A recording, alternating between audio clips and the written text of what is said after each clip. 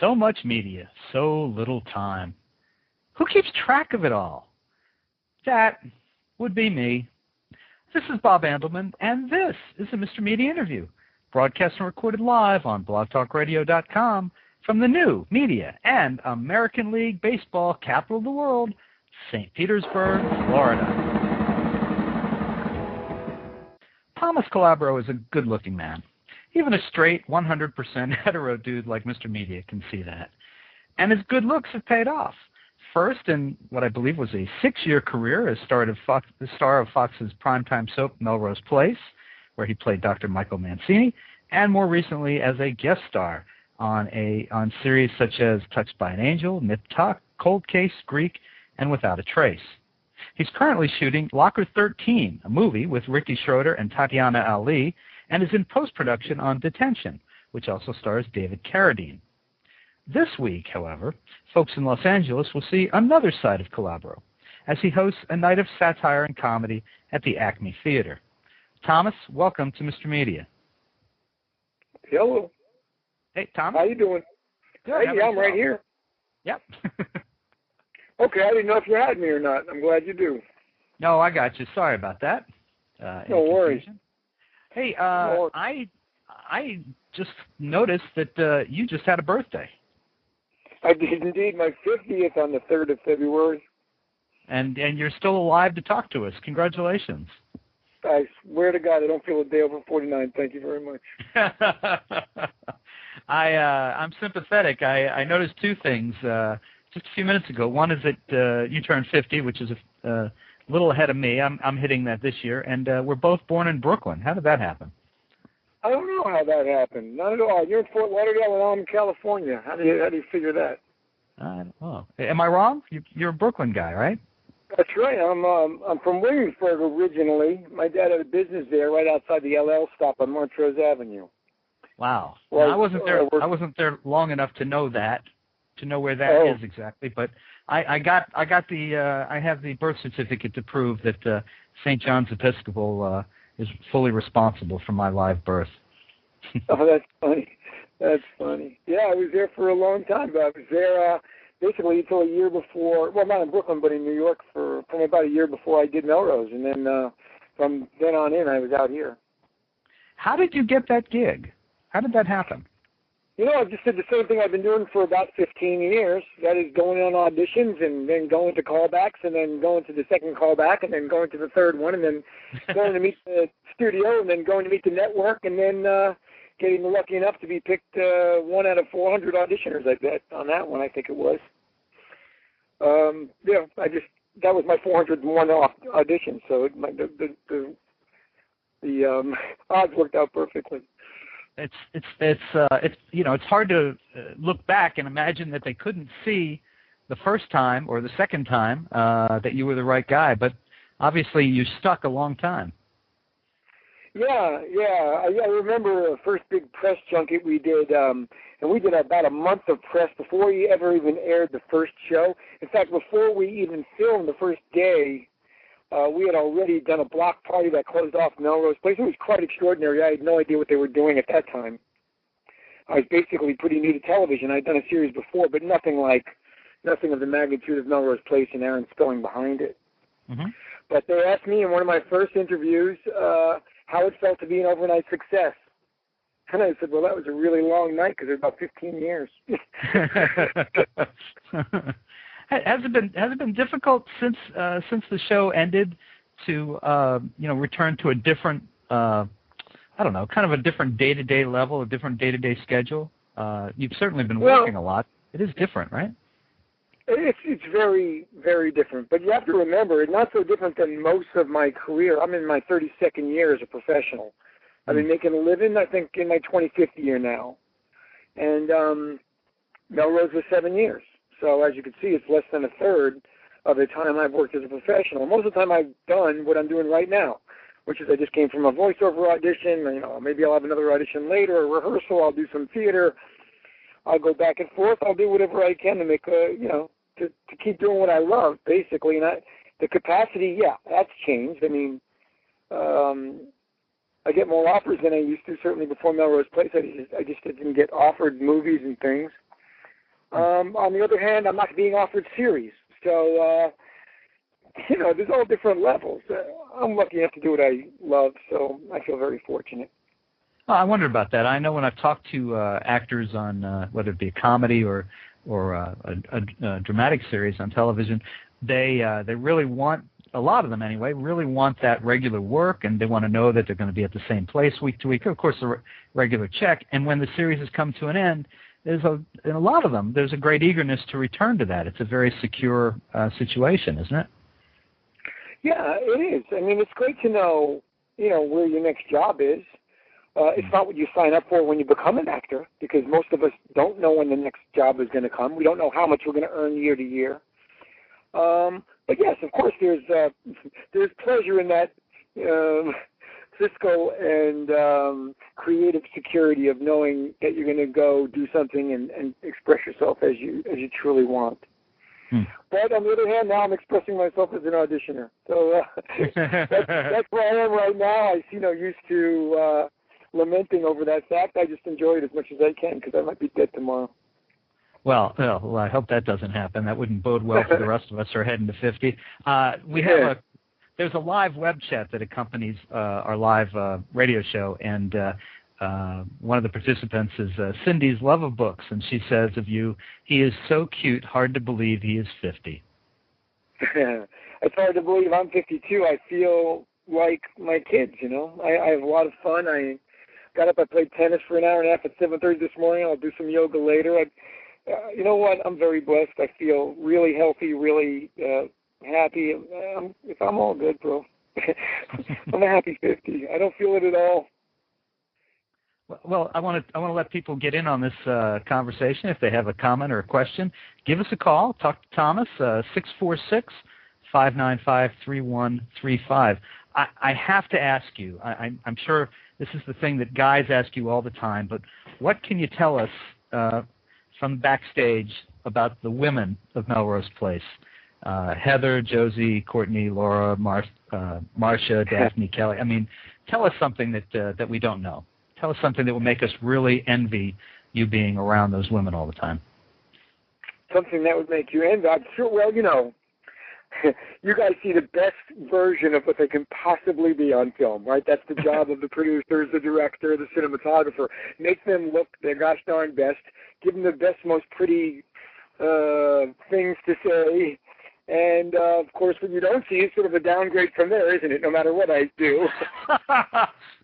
What I will say, I tell you one thing that would probably make them more attractive than not is that none of them were as mean as scripted. I'll tell you that, including Heather, who is as sweet and professional as a girl could be. And she's nothing like her character on the show at all. And for the most part, none of the girls were. None of us were. Me, I'm a dad of 3. I'm the furthest thing from. I never cheated on my wife when I was married to her for 14 years or whatever it was, and we had a pretty good marriage. So I was nothing like Michael, and nobody was much like their character. Who could survive that, really, in real life? Well, I want to go back to what you were just saying a minute ago about how the presentation of the ladies is, obviously they presented as well as possible. Which of them looked as good when they arrived on set before makeup and everything as after? Don't have to hesitate a moment. Josie Bissett would walk in the morning in her bedclothes, gorgeous, knockout. Nothing. She's just a gorgeous person too. Wonderful person. Yeah, man, I could not believe it. Some others, you need a little time in a chair first, the makeup chair, before things got going. Sorry, go ahead. I was going to say, I won't put you on the spot and ask you which of those. I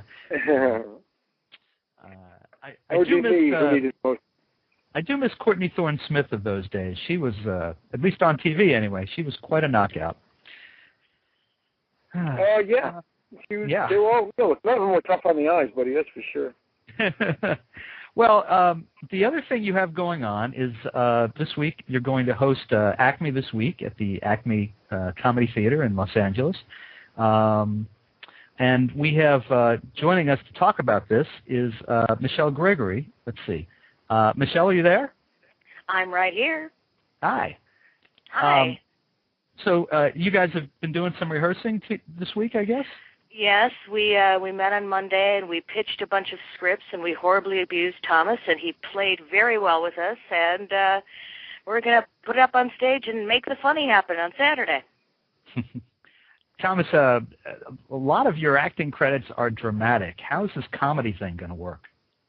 That's like as well. You check me on IMDb probably, but most of my stage work is comedy, believe it or not. Okay. And just last year, I was in an award-winning, nominated for Best Ensemble Comedy Cast by the LA Weekly. We did a show called It's Just Sex right on Melrose. That was supposed to be a 4-week run and ended up being, 4 months, I think. Oh, it's kind of funny. That's how I made my bones when I was early. I was in New York and doing regional theater all around the country doing comedy, and then I ended up on Melrose Place, and pretty much ended up doing comedy eventually. And it was very funny. Well, Michelle, were you work at this? You work with the Acme. How does Thomas stack up to some of his predecessors that have come in as special guests and hosts? Oh, geez, Michelle. Incredibly well. I mean, we have great hosts. We have a lot of really great people. But he came in and you reset the bar, Tom. You reset it extra high. It was everything that came out of his mouth. He played so well, and he's just reading this for the first time, and it came out funny, and it was great. It was better than we could have hoped for. Now, I was elevated by my company. Oh my God! Is the saccharin getting a little sweet around here, or what? Well, the sketches weren't sweet. Let me just say, he rose to the occasion of it being quite, raunchy, let's say, and a little on the dark and twisted side. Yeah, I was interesting for a moment having my children see me perform on stage for the first time because they couldn't come to It's Just Sex, the last play I was in, because that was all sorts of sex on stage. And now, Michelle raised the bar on the sex on stage in L.A. I didn't even know this was allowed. I don't know if Michelle has told you. Maybe she should tell you what she's going to share with all of us on Saturday night. I think we're all dying to hear this. Some upper chestal nudity. My goodness. Oh, yeah. Some tickets. Is that on? Yeah, and and they're going to be able to see that in the back row. Trust me on that. I don't know if I should thank you for that or not, Tom. You should thank God for that, Michelle, not me. Thank God. I have nothing to do with it. Okay, just to be clear, whose upper chestal nudity are we going to be seeing? Oh, mine and possibly some others. Uh-huh. All right. But all in the sake of comedy. Well, if it's in the sake of comedy, then before we continue any further, let me give out the information to order tickets. You can go to, if there's going to be upper chestal nudity and comedy visible from the back row, then better go right now to www.acmecomedy.com and order tickets. That is this Saturday, February 21st, right? Yes. And that is correct, yes. The day before the Oscars. Right before the Oscars. A perfect warm-up the night before the Oscars. What time does the show start, Michelle? 8 o'clock. 8 o'clock. 8 o'clock. I didn't think I had that. 8 o'clock, and it's right next to a fabulous Italian restaurant in Amalfi, so you can get dinner, you can have a few drinks, and have some comedy. Excellent. And so, Thomas, you'll be hosting and also be in skits and sketches and. I will. I'm looking at a pile of skits in front of me right now, all the revised versions of the frontal chestal nudity. Yes. We were going with the left breast. Now we're going with the right, it appears. They've made some big changes. I don't know if I can do that on short notice. My character wouldn't do that. Go ahead. I'm sure the women listening are going to want to know if they're going to see any full chestal nudity from you, Thomas. Michelle has a very persuasive way. Let me put it to you that way. Uh-huh. Let's just say that we like to share the chestal wealth. Yes, exactly. There you go. Cindy, I hope you're hearing this out there. If you think he's cute now, better catch him on Saturday. And Yes. so, Thomas, you've done live theater, so I gather you must be comfortable with the live performance setting. Yeah, this is a bit different, of course, because here it's teleprompters and, very little rehearsal and sort of like on-the-fly stuff. So it's a bit different than the theater I've done, which, we've had weeks of rehearsal and this and that. And I'm sure many unexpected events will occur on stage, and I'm looking forward to it. Undoubtedly. Can either of you give us some out-of-context lines that folks might hear on Saturday? I hear the script. Can I say any of these, Michelle? I've got them right in front of me, Michelle. Okay, then you go to it. Okay, I'm not going to say what skit this is in, but here's one of my lines. In 1992, I lost my right testicle in a boating accident. Am I right? There you go. That's perfect. You're right. Out of context content. I like it. Oh, man. Now, is there any, Michelle, is there any improvisational nature to this, or is everything pretty well scripted out? Well, it's scripted out, but we don't have a lot of rehearsal, and, things happen, so, there's always a little bit of flying by the seat of your pants and rolling with whatever gets thrown at you or whatever falls on top of you, as it may be. Okay. And Thomas, what is it about this that attracted you? Is it just an opportunity maybe to show your chops for something a little different, in the LA area, or is there something else at work here? Well, other than I've done actually a couple of comedies on stage out here. Why am I doing this? Because I love doing this kind of stuff. This is what I do for my life, I guess.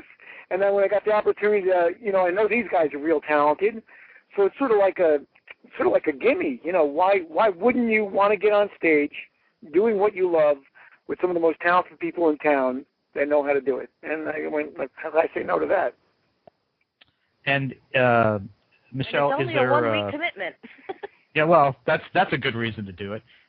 Michelle, is there any perchance reference to Melrose Place in any of this material? Oh, I think that's very probable. Mm. Yes, Yeah. I think there's a contingent of the Melrose Place trivia that will be on display. I see. And we'll. Of course, it's hard to ask a question about something you haven't seen or don't know. I'm just wondering if Melrose, of course, is well known, as we were discussing earlier, for its beautiful ladies. Some element of parody with regard to that, perhaps? Yes, and also the fact that Thomas's character was, not exactly a saint on the TV show. Right, so I know it's hard to believe. We were drawn from my unsaintly skills in many of these skits. Like, wow. Like, it's like Michael, unplugged and in a bar. That would be, some of this stuff is, I don't even want to say. Can you cuss on your radio show? You may absolutely cuss and say anything you like. Shit, man, there's a lot of cussing. There's a lot of women part cussing. Oh, God, I'm looking at that one thing. Wow, yeah, this is sort of it. Think of it as Michael, Gone Wild. This is Michael Gone Wild, exactly. There'll be a series of videos, Michael Gone Wild. Wow. Yes, I think that's well said. Is that the way? I think that's the best way to describe what's going to be happening on that stage. Holy mackerel. Yes, my mother cannot come either. My mother can't come, my kids can't come. And then, yeah. No, my mother's not coming to this one either. Are they all like this, Michelle? Really, seriously, are they all like this? No, I mean, they're all funny, but no, you seem to inspire a certain level of, crassness, darkness. I don't know how you want to say it. Yeah, you brought that out of us. This is just base. It's the lowest of the crap joke low. Oh my God! But it's funny. Michelle, what have you picked up about Thomas's character, other than the fact apparently he's wide open to doing the crass humor and apparently speaking in four-letter words. And what else? What other than that have you picked up about Thomas? You know, I honestly, you were shorter than I expected you to be. Oh, was that you dug deep into your bag of things to say, and that's what you came out with? That's the weakest thing you've done since I met you. That is, he couldn't, more handsome maybe, what? Come on, charming. Wow, the amount of charm that exuded from that man's skin. You were a lot more intelligent than I thought you'd be. Backpedaling now, that's what it is. But you know, Thomas, if you put that in context, now we'll speak in context as opposed to before, saying that someone is shorter than they expected is what they say about Sylvester Stallone and Tom Cruise. So maybe that's a good thing. That's true of them, okay? Oh, okay. All right, I tried. Look, I tried. Okay, basically, I was expecting, you know, a pretty boy with not necessarily all that much going on upstairs, and I was pleasantly surprised. Because you get the pretty, but then there's stuff going on upstairs, even though it's not as high up as I thought it would be. Oh, good. I think she's coming on to me right on your show. I think so. Good. Oh, my God. We'll see what happens on Saturday night. Well, listen, folks, you can see Thomas Calabro in 2 new films in 2009. We didn't even get to talk about those. Detention with David Carradine and Locker 13 with Rickey Schroeder and Tatyana Ali. And you can order tickets for his appearance at the Acme Comedy Theater in Los Angeles this Saturday night, 8 p.m. You can get those online at www.acmecomedy.com. That's acmecomedysolid.com. And, of course, real fans will want to order the box set of Melrose Place episodes available on Amazon.com and MrMedia.com. And Thomas, Michelle, I want to thank you both for being on the show today. Oh, thanks for having us. Appreciate it. I would tell you to have a good time on Saturday, but I don't think you're going to need my encouragement. Listen, may I also plug my own website if people want to see some of my work? It's I'm working on it. It'll be revamped. It'll be totally revamped in about 2 weeks, but there's plenty of stuff to look at it now. And the website is thomas-calabro.com because someone had the audacity to steal thomascalabro.com. But I'm in the process of getting that back. So it's thomas-calabro.com.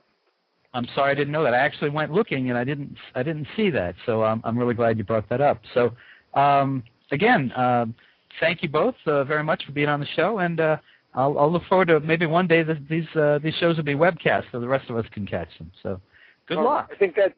Thank you so much. All right. Thank you. All right, you guys take care. Bye-bye. Bye-bye. And, of course, for more great TV-related interviews, surf over to our main website. That's www.mrmedia.com, MrMedia.com, where you can listen to my earlier conversations with the stars of Curb Your Enthusiasm, Worst Week, Chuck, Top Chef, and many more. Please think about writing an online review of Mr. Media, casting a vote for Mr. Media, or marking Mr. Media as one of your favorites, whether you listen on Blog Talk Radio, Pointer Online, Digital Journal, Podcast Pickle, Vox Folio, Mediafly, Podfeed.net, Blueberry, Zencast, Odeo, or iTunes. And, of course, you can subscribe to Mr. Media on iTunes, and you'll never miss a show. So think about doing that. And, of course, you can also catch the show with a string in a tin can in many locations. If you've got an idea for a guest, email me directly at bob@andelman.com. It's ANDELMAN. You can also follow me on Facebook or on Twitter, www.twitter.com/Andelman. Thanks so much for joining us today. I always appreciate when you give up a little bit of your time to spend it with us.